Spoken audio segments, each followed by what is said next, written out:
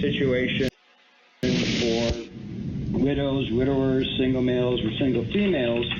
It's basically the entire concept of longevity risk is going to be ignored by those models. And as Anna is going to point out in her presentation in a few minutes, one needs to be cognizant of this risk when analyzing the retirement income adequacy prospects of women, whether they're single, females, or widows.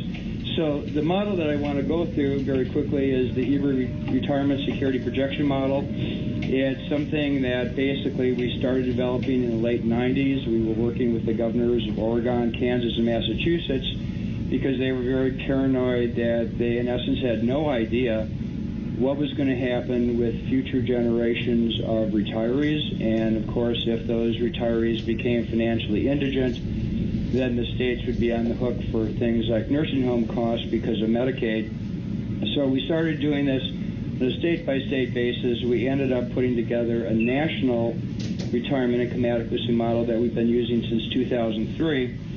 And very quickly, we've got two phases in this. We've got an accumulation phase, which is basically going to simulate retirement income or wealth for households currently ages 35 to 64. We try not to go younger than that because it's so difficult if you look at a 25-year-old and their salary to try to figure out their age-wage profiles. So we basically try and stick with people between 35 and 64. We combine all the information from defined contribution plans, defined benefit plans, IRAs, whether it's rollover, regular Roth, etc., Social Security, and net housing equity. We have the defined benefit information from a time series of several hundred plans, so we're basically able to account for the swing, for example, from final average to cash balance plans and even the frozen plans. When it comes to the 401k side, we have asset allocation contribution behavior based on individual administrative records. This is not survey information. We have annual linked records going back to 1996, and currently, in conjunction with ICI, we have more than 27 million employees in over 110,000 plans, which gives us a very good advantage when it comes to trying to do the behavioral economics behind this. We also have 25 million IRA accounts owned by 20 million unique individuals, so we can also bring that into the overall accumulation phase. Once we get people to retirement age, and we typically baseline this at 65, but we can certainly use other ages, we simulate for each household 1,000 alternative life paths, and we do this in two ways. We split basically all the retirement costs into deterministic costs, things that are relatively easy to predict if you know what's the age, the wage, the family status, basically whether they have a house, whether they have a mortgage. So things like food, apparel, service, transportation, those are done on a deterministic standpoint. But to get into the things like longevity risk that are going to matter today, as well as investment risk and long-term care risk, we do a separate stochastic model for that and basically add the two together. Bottom line is it produces two different output metrics. The first one is our retirement readiness rating, which is just simply the percentage of simulated life paths that do not run short of money in retirement, so you can think of that as a probability of having a successful retirement. But the one problem with that, of course, is if somebody runs short of money, it's going to matter a great deal whether they run short by a couple hundred or several $1,000s or several $100,000. So basically we also have a retirement savings shortfall, which is what we're going to be focusing on today, which is the present value of deficits for those who run short of money in retirement. So next slide, David. And the modifications on what we're going to do specifically for today is we've been asked a lot to look more specifically at the retirement income adequacy for widows. Prior to this time, we had always done single males, single females, and then we combined married together regardless of which spouse died first in retirement. So what we're going to basically break this up to now is looking at single males, single females, married where the husband dies first, and married where the wife dies first. I should just point out very quickly that these are all determined at the time of retirement. So you're going to have single females who perhaps were married prior to retirement, but either because of post-retirement survivorship or because of divorce, they're now in a single status. So the first slide with a chart on, next one, David, basically gives the average retirement deficits. This is retirement savings shortfall by marital status and gender. And again, this is for what we're going to focus on right now is for the Gen Xers specifically. And you'll see why in a couple of minutes, because we want to focus on basically how many future years of eligibility they would have for things like defined contribution plans. But if you look at the four categories that I mentioned, the one on the left, the widowers, we find on average they're going to be about $18,000 short. That's how much more money on average a widower would have needed at 65 to prevent having a shortfall in retirement. A widow is just slightly more at 22 grand. As you'll see, the single females, though, are the situation, obviously, that's most dire. They are on average short by about 72,000. And then if you look at single males, it's 37,000. Now, the one problem with this particular chart is it's looking at averages that include both those people who have retirement shortfalls as well as those who don't. So if you look at the next slide, it's basically exactly the same thing, but now this is a conditional retirement deficit. We only look at what the average amounts are for individuals who do run short. And now you see basically a lot of the gender differences subside. The difference between 82 and 76 for widows and widowers is relatively small. But where you really see the big difference is between single females and single males. At 131 versus 128, delta or differential is very, very small compared to the differences on the previous page. And again, where this is all coming from is there's a much higher probability of running short in retirement if you're single female as opposed to single male. But if you do run short, then basically it looks to be, from a conditional severity standpoint, pretty much the same kind of exposure. On slide 9, what I want to do very quickly is start breaking this out first by wage quartiles and then by years of future eligibility. If you take a look at the same four categories we've been looking at in the last couple of slides, if you look at that grid on the bottom, I'm going to basically focus on the second and third rows. These are your widows and your single females. And if you look at the left-hand side, for those with the lowest pre-retirement wage quartiles, again, these are averages, so they include the zeros. They're not just the conditionals. You see that there's about an $86,000 average for the widows with the lowest pre-retirement wage quartiles. But follow that row all the way to the right side where you get to the highest quartile, and you see that 86,000 falls all the way to 11,000. Looking at the row right below it, you see that single females in the lowest wage quartile have an average retirement deficit of about 110,000, but if you go to the highest wage quartile, that's going to drop all the way to 28,000. Now, the problem with this page, of course, is although it does a nice job of summarizing the overall differentials, they're only the means, and the means obviously tell only a part of the story. There is a huge appendix in the back of this, and is also in the issue brief that I'm not going to have time to go through, that looks at all of this in terms of deciles. But let me just go to the next slide, slide 10. And what I did is just picked an arbitrary number, $100,000. So what we're saying here is what percentage, broken out by wage quartile and by the various gender categories that we've already talked about, what percentage of them are going to have retirement deficit greater than 100 grand? So again, focus on those second and third rows, the widows and the single females.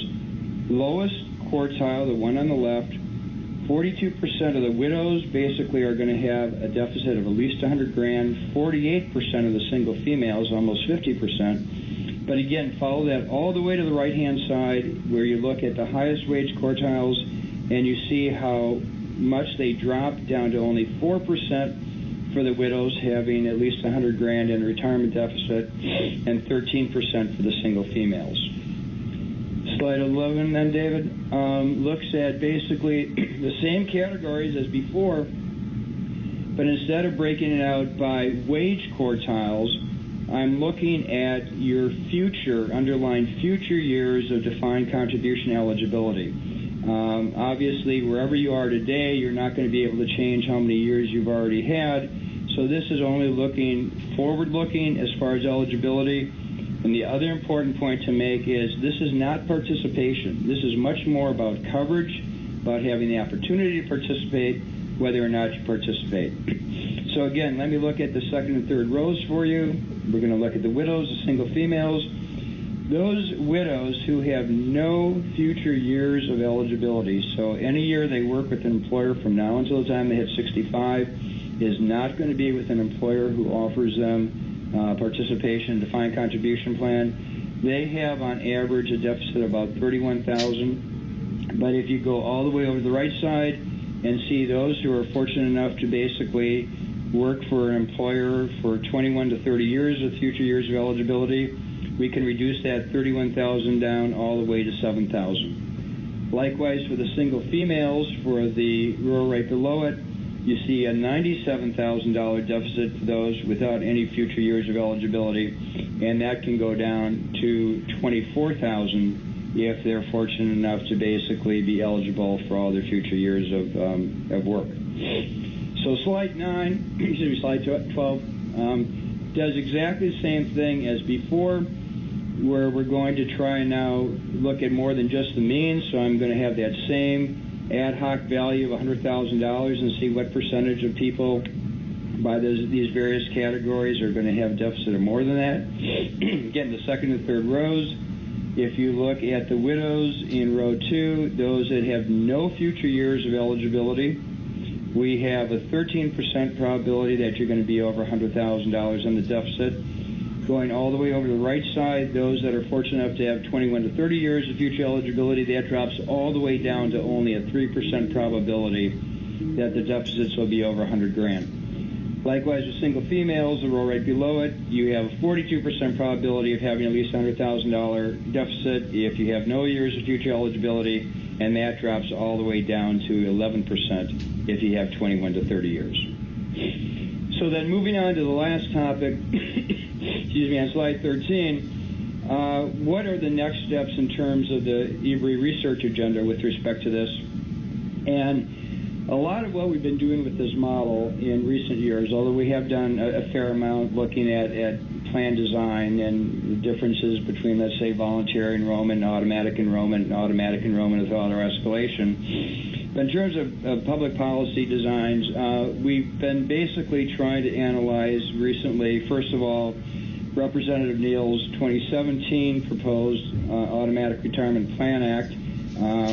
We have references in the back, so if you want to take a look at something I put out in May of 2018, we see just how much, in essence, ARPA 1 would reduce deficits and by how much and for which age cohorts.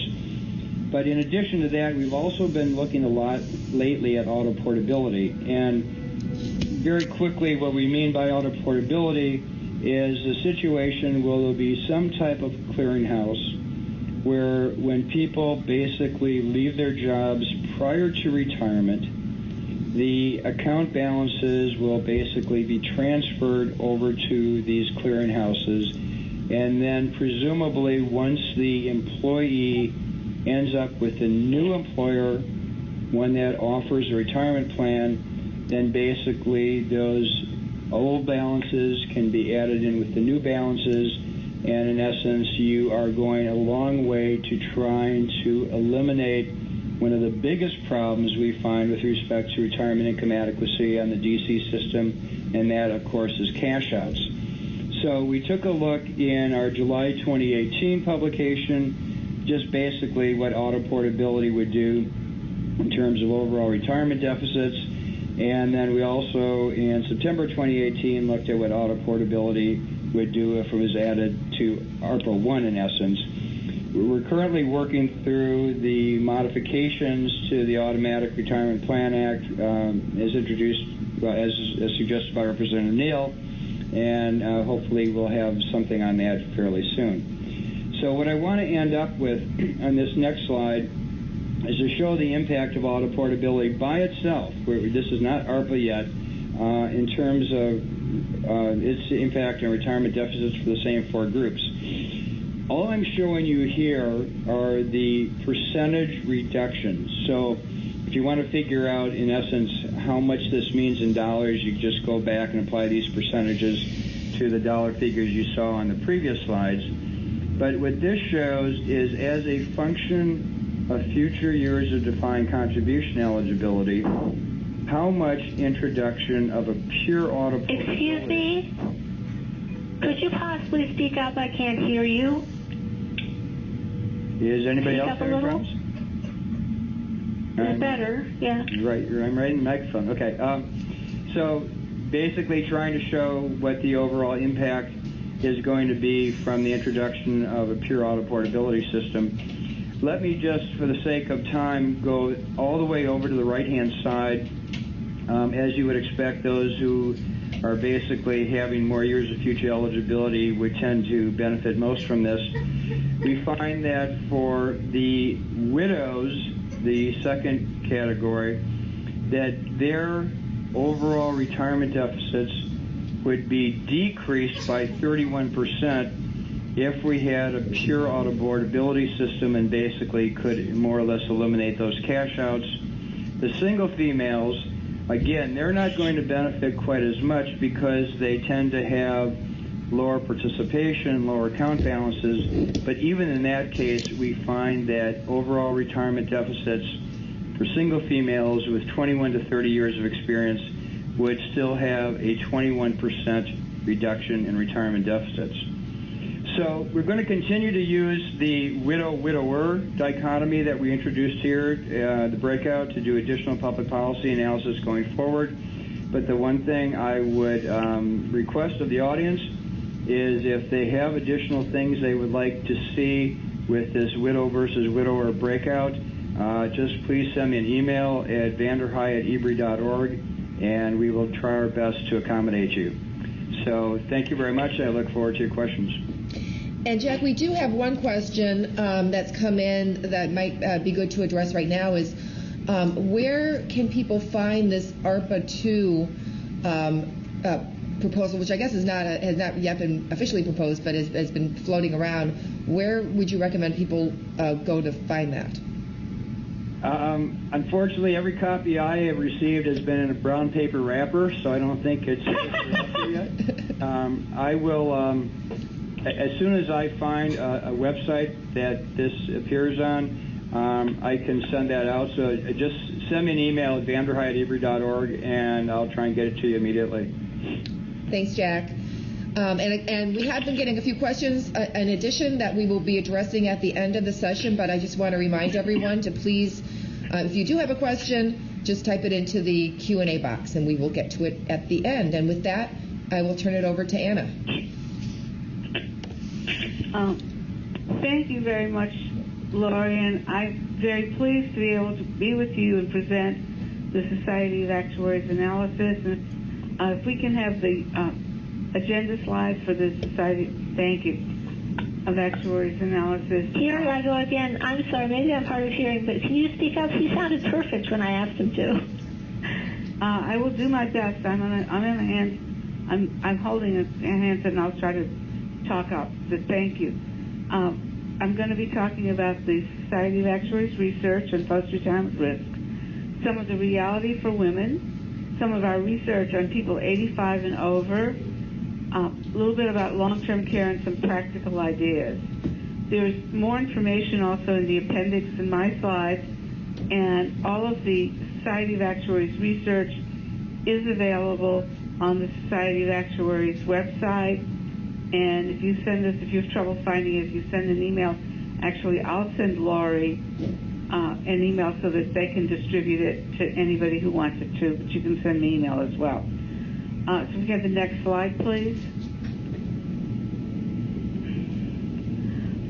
Next slide. The Society of Actuaries Committee on Post-Retirement Needs and Risk has been doing research relating to the post-retirement period for about 20 years. Our overall goal is to focus on the middle market. age 50 and over, and to try to understand and improve how people are managing risks. One of our big discoveries is that housing value is the largest asset for many beyond Social Security. And Jack said to you what shortfalls were. We've discovered that many lack adequate assets and that decisions are needed to require trade-offs. We've looked at this from multiple points of view, but primarily the individual in surveys of how people perceive risk and how they manage it, and a variety of focus groups and in-depth interviews. And as I said, all those reports are out. We also did a generational survey in 2018. So while most of our work is on the 50 and older, we now have some by generation. We also have some consumer information. The women's work has been summarized in Understanding and Managing Post-Retirement Risks, Women in Post-Retirement Risk, which came out last year. That's a special report, and it references back to many of the prior reports. So let's go to the next slide. In listening to retirees, we find some themes from a series of focus groups and in-depth interviews. Women generally are more concerned about risks than men. We find this repeatedly, and it's partly due probably to them having more reality and being more wise about it, but also their circumstances are different. For many people, they aren't planning, or they have planning horizons that are way too short. And Jack's calculations go way, way out.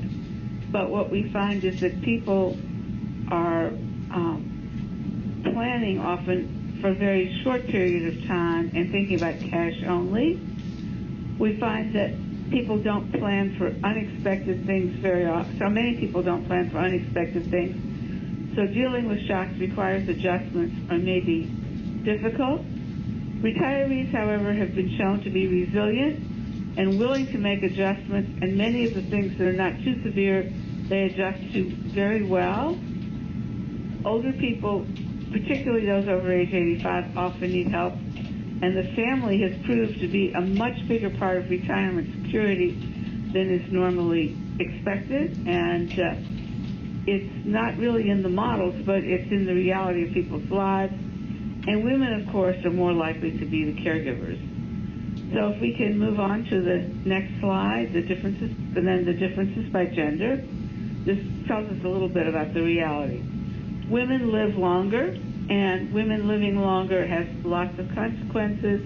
They're much more likely to be widowed. In the couples, when you say who in a couple is likely to survive longer, it's often the women, particularly since men marry younger wives, so sometimes it's a long time. Older women are more likely to be alone. There are career differences that mean women have lower earnings, and that leads to lower retirement savings and some of the numbers that Jack showed you. They also often take a bigger share of the family responsibility. Independent of that, they have higher long-term care costs, and I have some numbers. Many women have more focus than others, and if they're widowed later in life, then they're less likely to remarry. Okay. Now, next slide, please. This is an example of some of the retirement concerns by gender, and this comes from the risk survey, but this is in that summary report on women. This is picked up in that report as well. And we asked in each of the risk surveys, how concerned are you about each of the following during retirement? And these percentages are those that are very or somewhat concerned. We have males and females pre-retirees. Our survey results are pre-retirees and retirees. Males and female retirees. And the first thing is the value of your savings and investments might not go up with inflation, might not keep up with inflation. And this is a major area of concern in our surveys. It comes up every time in the top three. 71% of the male pre-retirees versus 83% of the females. For retirees, 52% of the men versus 62% of the women. That's the kind of differences that we find. The second row is you may not have enough money to pay for a long stay in a nursing home or a long period of nursing care. Similar difference, 68 versus 78 among the pre-retirees, 53 versus 65 among the retirees. So this is, we typically find this. Then the next slide, please. We did in the 2017 risk survey, each of these surveys has different areas of emphasis. We had an emphasis on housing and retirement. And there we asked people about which things would be important to them in choosing where they might live in retirement. And we found that there were, and the same kind of 4 columns that we had on the other side, we found that there were a number of things where there are significant differences by gender, and the top ones in the chart are examples of significant differences by gender.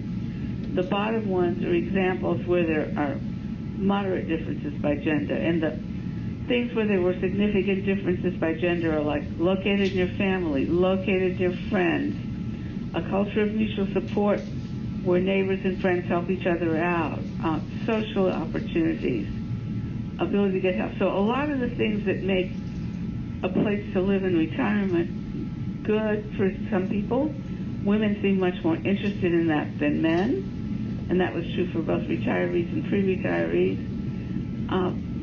There was much less difference on things like being near quality health care or hospitals, but that was very highly rated by both men and women. Much less difference on maintenance, and surprisingly lower no-home maintenance was still more important to women than men, and access to needed transportation. And there's a whole report about housing and retirement also available from the Society of Actuaries. The next slide. So there are risks that have a greater direct impact on women and some that have more indirect impact. The loss of a spouse, direct impact. Decline in functional status. Women have longer periods, and we have some data on that, of being partially major disabled later in life, and lower lifetime earnings and wealth. The next slide, please. As we think about longevity risk, one of the things that we found is that it's very hard to get people to understand longevity risk. And the Society of Actuaries has produced a series of 4 age-wise infographics that you can use with employees, with customers, with whatever, to help them understand some of the longevity issues. And this is one of them on longevity risk. You may live longer than you think, and the first block of that says that 1 out of 3 males, but 1 out of 2 females who are age 50 could live to be 90, and then it shows some of the different issues for couples, and the odds that a wife will outlive the husband, of course, are greater than vice versa. It's an example of that. The next slide, please. So some of the things that are the result of this longevity difference are that women are more likely to outlive their assets, and in a couple, the woman is likely to be the one that is a survivor, and that if they outlive assets, she's much more likely to be impacted. Healthcare risks increase with age and therefore have a greater risk for females, and inflation risk that changes over time, and the longer you are, it's bigger, so again, greater risk for women. The next slide. And this shows us inflation over time at 2 and 3%, and you can see impact is greater longer out you go, and again, bigger impact for women. So if we can have the next slide, please. And this is from our research on people age 85 and over. The next slide, to look at the highlights here. The demographics of these people over age 85, the demographics are very different, a lot more women, and the women are much more likely to be widowed, and we have a little bit of data. From a financial security point of view, people have adjusted and managed, and those that haven't had major long-term care events, and this research, by the way, was not unwealthy people. These are people with less than $400,000 of assets. They've managed to make adjustments. They've reduced spending, and they've managed on less money than we would expect by being resilient and making adjustments. There's interesting data on spending and debt. There are a few that are in debt, not too many, but there's significant changes in spending over time. And while healthcare costs go up over time, other forms of spending tend to go down. Family is extremely important to this group, and one of the areas where we need to do more research is to understand how the people without the support of family manage and make up the difference, the things that family provides, which is usually not money more than helping people, helping them with a variety of things. Living arrangements are quite different. I have some data on that, and relatively few, living arrangements change often. Relatively few are getting formal financial advice, and for employers, for many people, particularly when you're not in the wealthy group, the information they've gotten from employers may be the only outside, unbiased advice that they're getting. I have two little bits of data to show you here. On the next slide, please. This is on marital status by age and gender. This is from that Society of Actuaries report, but the original data came from a Pew Foundation report. Marital status by age and gender among older Americans. And these are men 65 to 84 and 85 and over, women 65 to 85 and 85 and older. And of the men, the 65 to 84, 72% were married versus 51% of the 85 and over. But of the women, 48% in the first age group were married, compared to 13% in the later age group, the 85 and over. And the other big group are the widowed. Men, 10% at 65 to 84 versus 38% at 85 and over, and women, 30% versus 75%. So very big differences, partly based on longevity and partly based on the fact that the men are more likely to remarry. So if we move on to living arrangements, we've got here quite a bit of difference. We've got the same the columns are arranged differently. We have women 65 to 84 versus men 65 to 84, and women 85 and up and men 85 and up. We have quite a lot of difference by gender. If we look at the 85 and up group, 13% of the women are in a nursing home or other group home versus 8% of the men. Unmarried and living with their own children, 23% of the women versus 10% of the men. Living with a spouse, only 12% of the women versus 49% of the men. And living alone, 46 versus 27%. And this again is from that Pew study. So there's lots of differences in what happens to women as they age. Now if we can move on to the next slide in long-term care. Next slide. Women are much more likely than men to need long-term care. Very few people plan for it or think they will need it. People recognize that many people will need it, but they're more likely to be, well, it won't be me, which is the same thing as when you ask people about being above average. Everybody says they're above average. Family can be a huge source of help, and for many people that need moderate amounts of help, family is it. Husbands are much more likely than wives to have family caregivers and expect them. Women generally live longer and are more likely to need the caregivers. So I want to give you some data on life expectancy by health status. So the next slide. And here we have non-disabled, mild or moderately disabled, more severely disabled, men on top, women on the bottom, for ages 65, 75, 85, and 95. We'll just look at age 75. Men expect to have at 75, 6.8 years on average of being non-disabled, 1.4 moderate disability, mild or moderate, 1.6 of more severe disability.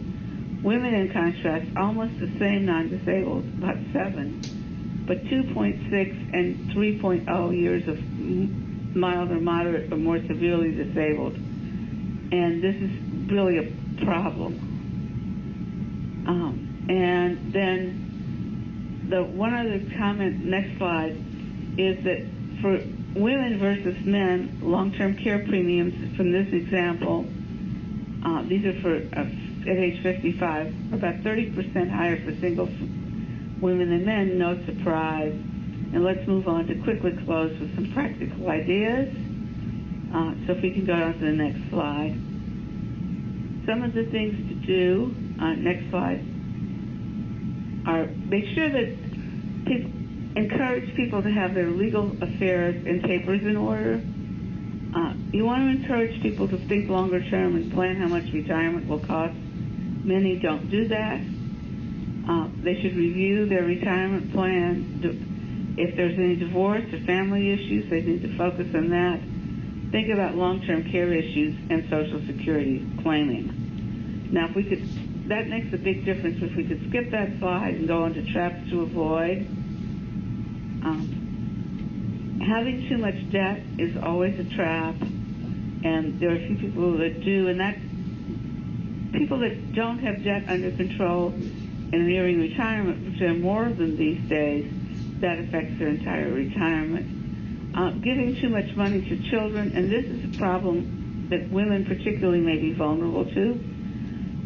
Quitting a job for caregiving. When somebody in the family needs help, women are frequently called on to help. It's a big strain. It's enormously expensive in the long term to people who quit a job, or even if they reduce schedules because they may not be able to get back to the same job, and they frequently don't look at the longer-term financial implications. So a lot of care is needed in thinking about that. Spending too much on housing can be a significant trap. Not understanding family finances and not having an emergency fund. Our work on all generations shows a significant number of people that don't have an emergency fund. Next slide, please. So we have here some personal tips for women. Be knowledgeable about family, household finances, including passwords. Make sure beneficiary designations are up to date. There are a number of situations that I've heard about where money ended up in the wrong person's hands because of a beneficiary designation not up to date. So it's a really important thing to remind employees, and this could be on an employer plan or life insurance.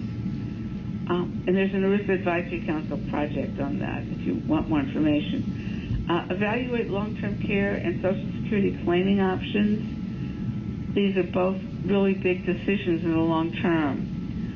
Make sure credit cards and bank accounts are set up to give access for both members of the couple.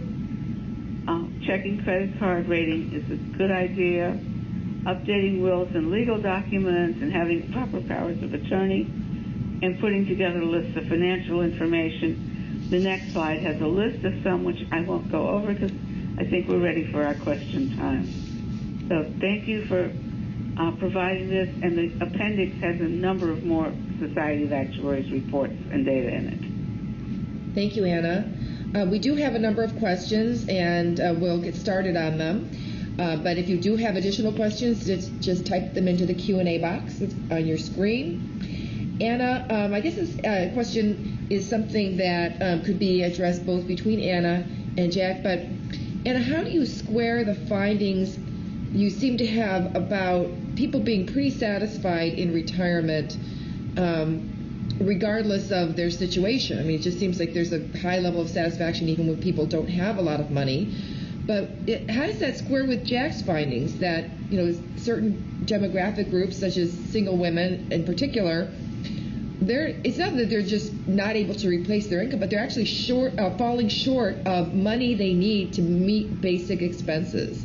And so, how do you square the fact that these people are may not have enough money even to meet basic expenses, according to the analysis. Well, Lori, that's a great question, and it's a question that, as we've done these focus groups through the years and some of these in-depth interviews, we've been very interested in. And the traditional planning models look at people continuing to spend at about the same level, or trying to spend at about the same level. The focus groups and the in-depth interviews, and of course we're talking about a fairly small number of people, and it's not data, show that people make adjustments, and many people are resilient, and certainly not all of them, but people are more satisfied than I think we would expect from these numbers, and that they're willing to make adjustments, they're resilient.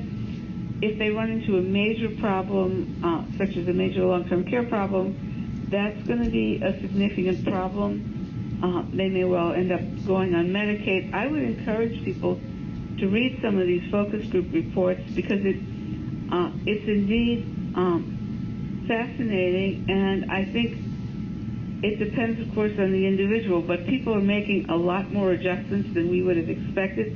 The other thing I would say is that Social Security makes a huge, huge difference, and people have been able to make adjustments when they have quite a bit of downscaling, but to get to Social Security. But if Social Security wasn't there, it would be an entirely different story.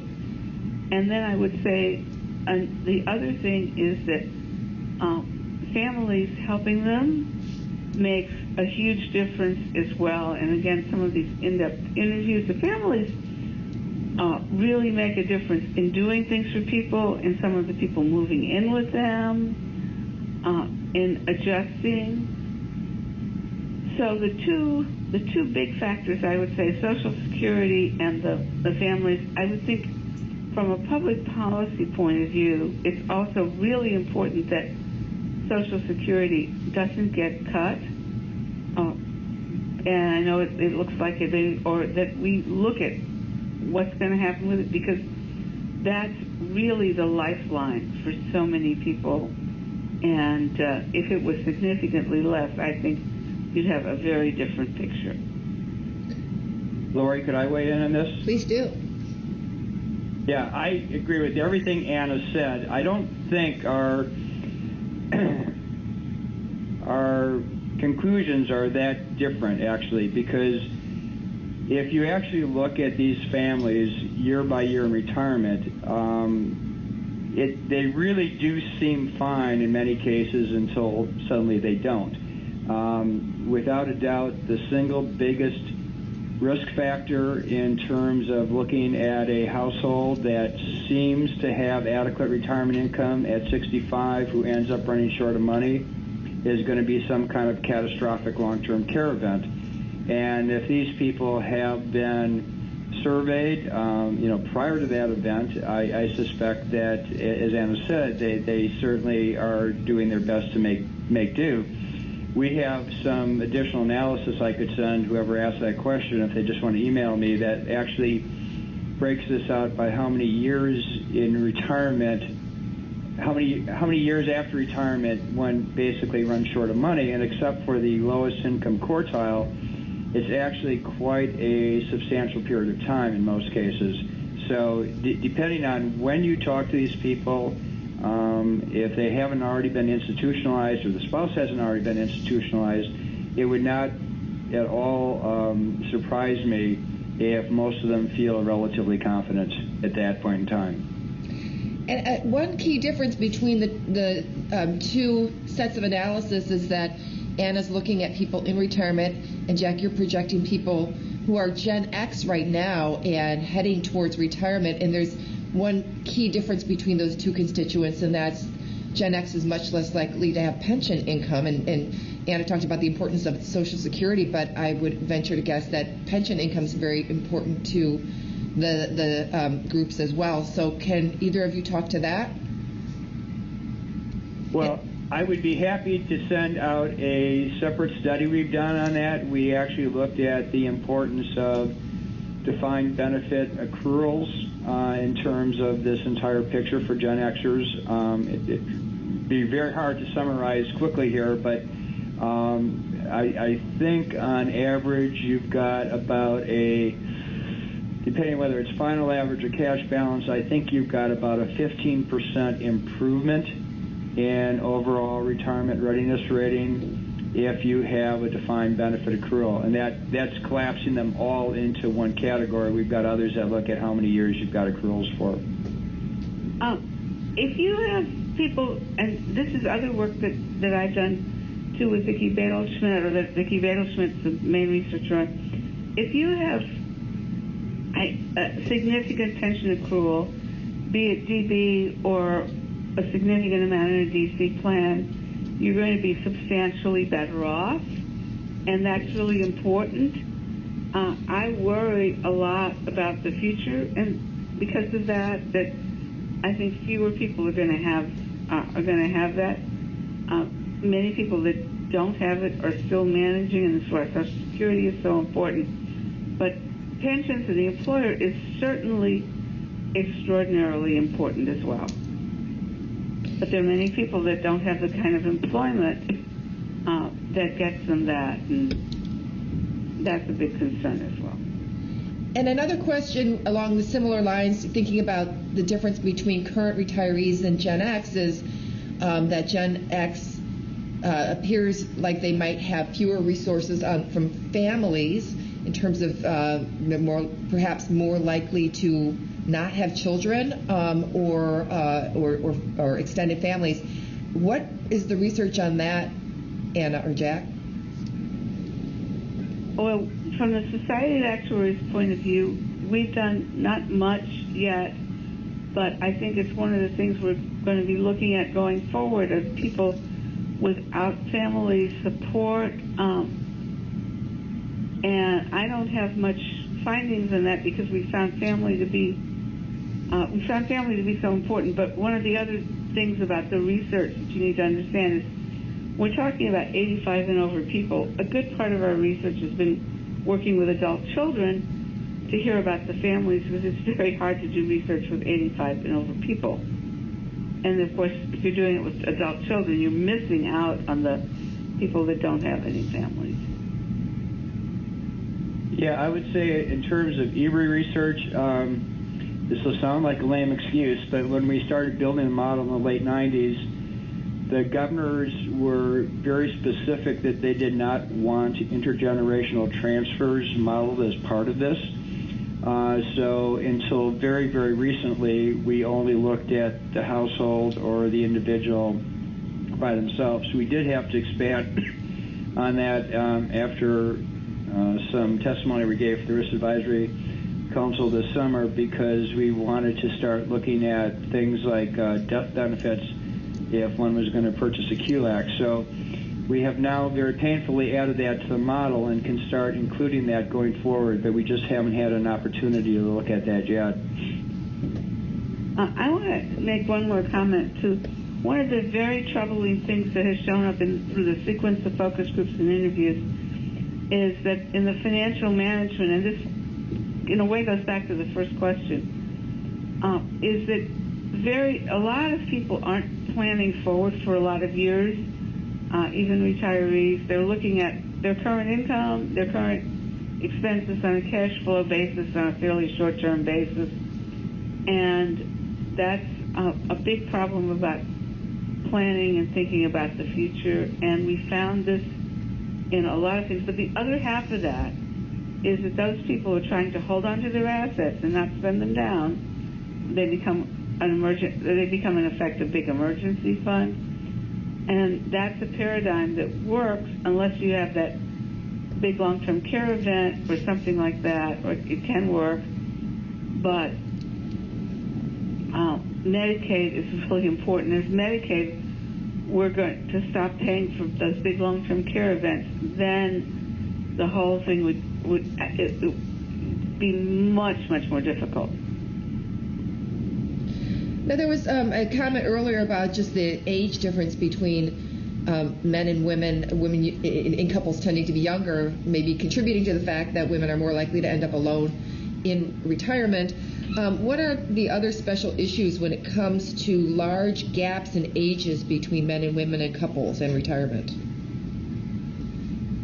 Well, I can talk a little bit in a way from personal experience too. I think one of the things is when you have a fairly large gap in age, things will seem to be fine, like it's not a big problem, till all of a sudden something happens, and then you realize how big the gap is and how many problems that, of course, means people will be widowed a lot longer, but also they may be caregiving at a pretty young age. There's a set of practical problems that actually we're discussing now in another Society of Actuaries problem around getting health insurance when one member of the couple is eligible for Medicare and one is not, or one is still employed and the other one is eligible for Medicare. There are a variety of situations and challenges. I can't run you through the details of them, but people may need expert help. That would be a good thing to give employees information about. Apparently, when you go to to Medicare or to the various people you'd ask questions to, and you have a couple like that, you don't always get good answers. You don't always know what to do. It can be quite messy. This came up in the ASIC meeting as well, which is how does this apply when you consider minorities and the impact that of being in different minority groups might have on retirement outcomes. And I remember at the ASIC meeting there was a lot of talk about certain minorities really focusing on family over self, and they kind of being perceived as selfish to be saving a lot for your own retirement when your family had other needs. Jack or Anna, any relevant research focusing specifically on minorities? The Society of Actuaries has not done anything focusing specifically on minorities. I think that the Women's Institute for a Secure Retirement might be a good resource on that, and I'm sure there are some different issues. Yes, we've never included that as a variable in the simulation model on our end. I think we've done some, haven't we done some in the past of evaluation of that in our retirement confidence survey?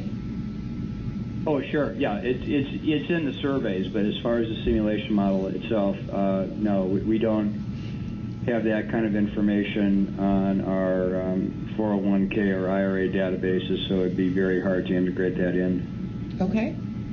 Well, great. So, yeah, for those of you who want to look at the Retirement Confidence Survey, go to www.ebri.org, and it will have some just different survey analysis on that. We unfortunately are running low on time, and I did want to make a couple of announcements in terms of upcoming things. Our very next webinar will be on March 1st, and it will look at the revenue impact of the Cadillac tax, so please stay tuned for that, and we will be sending out announcements shortly on that. We already are planning for our policy forum on May 9th in Washington, D.C., and hopefully everyone here is subscribed to EBRI Insights, where we give details on that, and we are preparing to send out save the dates. And then our next April 30th meeting of American Savings Education Council partners will be right around the corner as well, and we will be featuring the Retirement Confidence Survey, which I mentioned. The most recent results will be coming out in April, and we will feature that in the upcoming ASIC meeting. And just wanted to thank everyone for joining us, and thank Jack Vanderhei and Anna Rappaport for sharing their insights